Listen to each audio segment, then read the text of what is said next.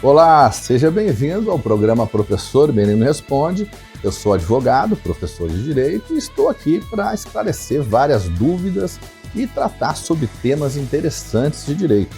Hoje nós vamos falar sobre direito do consumidor, cobranças excessivas, prazo prescricional. E eu estou aqui com a jornalista Carol, que veio aqui nos ajudar nessa tarefa e desenvolver algumas perguntas para que a gente possa abrir esse debate sobre esse tema tão importante. Olá, boa tarde a todos, boa tarde ao professor Merino. Então, hoje a gente vai conversar um pouquinho então sobre os direitos do consumidor após as compras, as cobranças. E, professor, eu começo lhe perguntando então qual o prazo para a cobrança judicial do consumidor depois que ele fez a compra no comércio? Uma coisa interessante é a questão do prazo de cobrança judicial. Ele está previsto no Código de Defesa do Consumidor, né? Essas compras em lojas e dívidas bancárias, por exemplo, nós temos um prazo prescricional de 5 anos, ou seja, a dívida caduca, né, como fala o povo. Caducar é o quê? Ela deixa de ter aquela cobrança judicial após 5 anos, ela não pode mais ser cobrada. Aquele credor, né, ele só pode cobrar durante esse período. Passou o período de 5 anos, não tem como entrar na justiça. A dívida realmente prescreveu. É claro que existem algumas questões na lei com prazos diferenciados, dívidas de condomínio, por exemplo, que prescrevem em 10 anos, algumas coisas específicas de prescrição. Mas essas compras normais de loja, cartão de crédito, contas em banco, todas elas têm o prazo prescricional de 5 anos, de acordo com o Código de Defesa do Consumidor. Passados esses 5 anos, tem que simplesmente deixar de cobrar essa dívida. E qual é o tempo que esse consumidor pode ficar negativado no Serasa e no SPC? O consumidor ele pode ficar negativado no SPC Serasa por 5 anos, de acordo com o Código do Consumidor, né? Vamos lembrar primeiro a diferença entre SPC e Serasa. O SPC é geralmente ligado a dívidas de compras no comércio, compras em loja, compras pela internet.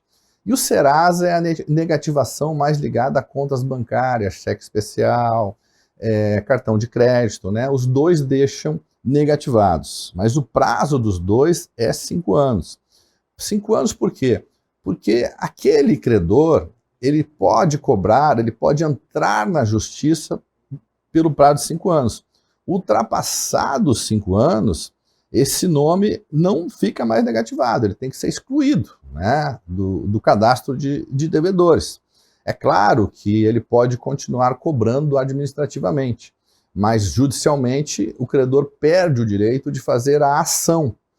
Agora, se ele entrar com a ação, não ocorre essa prescrição, porque se ele entrar com o processo judicial, aí o que acontece?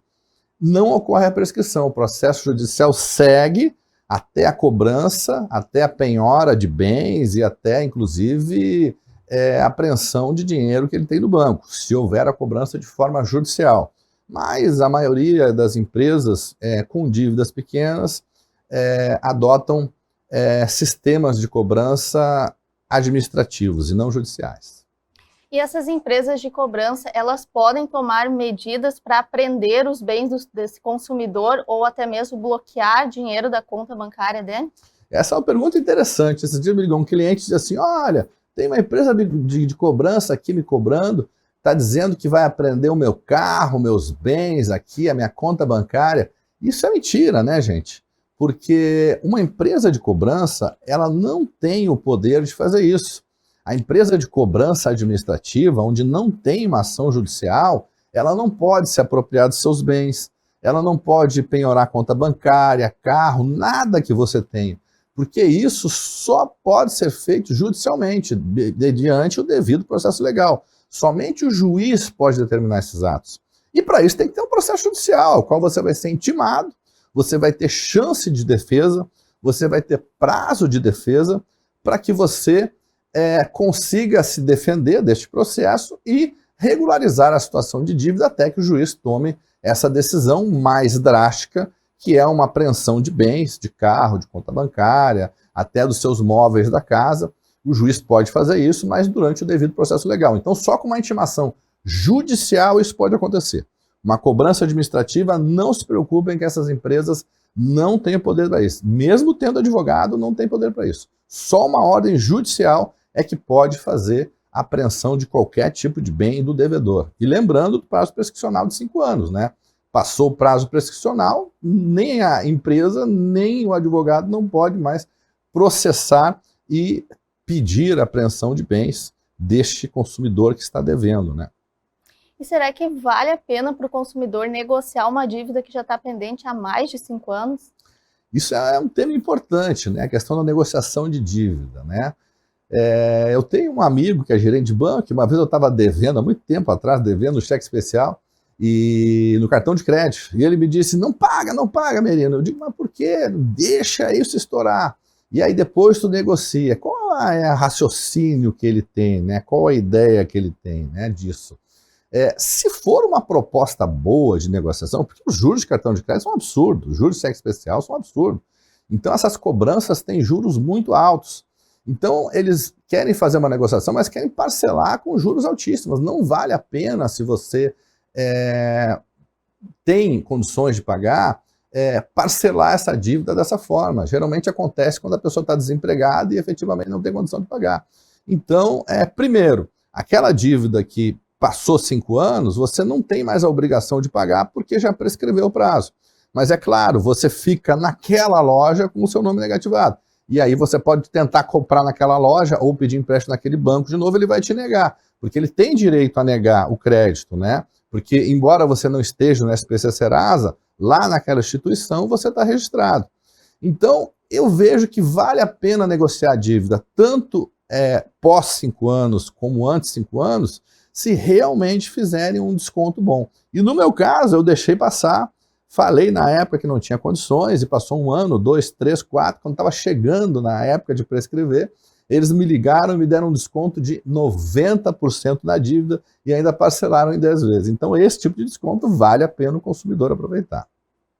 E professor, quais são as medidas que o consumidor pode tomar quando está com o nome negativado no SPC e no Serasa há mais de 5 anos? O que acontece? Como o Código de Defesa do Consumidor define o prazo máximo de 5 anos, e o próprio Código de Defesa do Consumidor diz que tanto os bancos quanto as empresas têm a obrigação de tirar esse nome da pessoa lá, e o prazo não é a partir da inscrição, o prazo é a partir da dívida. Então, começou a dívida, por exemplo, em 2023, tem até 2024, 5, 6, 7, 8, 2028 para cobrar, né? Esse é o prazo.